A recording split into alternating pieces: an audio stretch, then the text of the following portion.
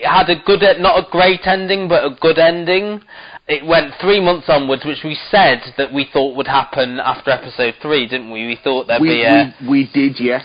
We got Andrew saying to his son, can you lie for me, give me a false alibi? And he said, yes, of course I will. These are all lies, blah, blah, blah. 3 months later, and Laura's going for a drink with the guy she met at the airport, played by... I thought that was quite nice, actually. Kieran Bew, who is in everything at the moment. He's over in Relic as well, and he's in Cold Feet at the moment as well. He's obviously got a good agent.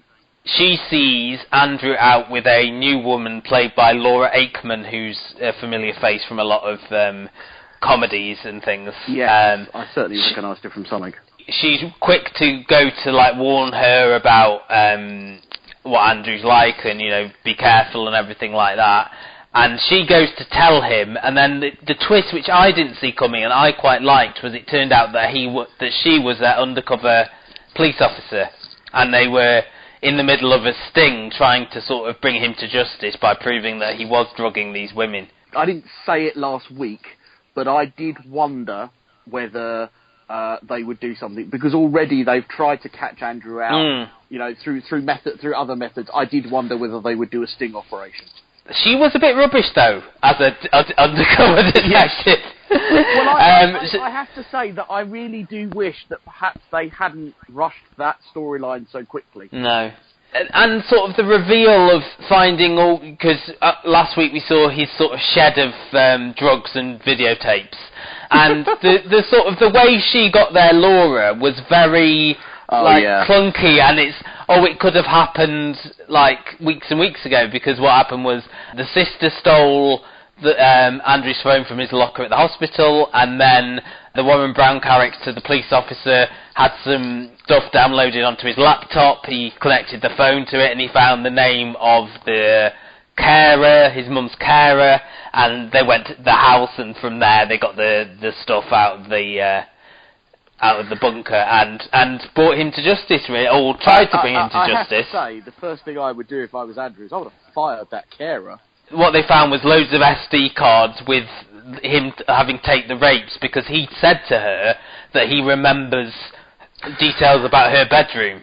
Yeah, there was a thing, wasn't there, where when he confronted her about having a conversation with the Laura Aikman character when he didn't know she was and he started to sort of do the whole kind of I could break you at any moment, and he dropped that little thing in there, didn't he? I don't know. I can see the logic in it, but I still thought it was a little bit contrived. A lot of this was that she went, oh, how did he remember that? 3 months later, The argument would be that it happened here in terms of the phone and the computer and everything, because both the sister and the Warren Brown character were trying to get back into Laura's good graces after she found out about the affair. He then allegedly went on the run, and the very last scene is that we now know that someone has killed him, slit his throat, and dumped him in the little, what would you call that, like an estuary? Yeah, that originally was where she went canoeing, and I think you're supposed to think and I suppose really is now what you've got is a more classic whodunit,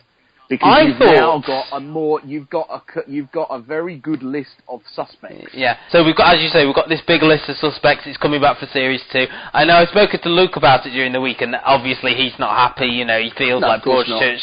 Yeah, I think it would have been a lot better had he just committed suicide, so he'd in a way been brought to justice, but they hadn't got a chance to sort of get that revenge in court. He'd realised the jig was up, and then he just killed himself. But no, now we've got a murder mystery, which I'm not looking forward to. I don't know about you, Gary. Well, the other thing I read this week, and I'm not sure if I think I read it on thecustardtv.com, is that the... you read an article on thecustardtv.com, did you? I did, yeah. Is that filming won't start till next year, so we might not get this till 2019. Filming is in 2019. Oh, okay. Filming starts in 2019. Okay, so we definitely won't get this till 2019. Yes. I kind of feel like, ITV, what are you doing? But then again, we said that about The Missing. How can that come back for Series 2? I suppose this is Jack and Harry Williams, yeah. And they won't be working on Relic 2, so they've got a bit more time. Therefore, I'm gonna err on the side of trusting them to come up with a good storyline.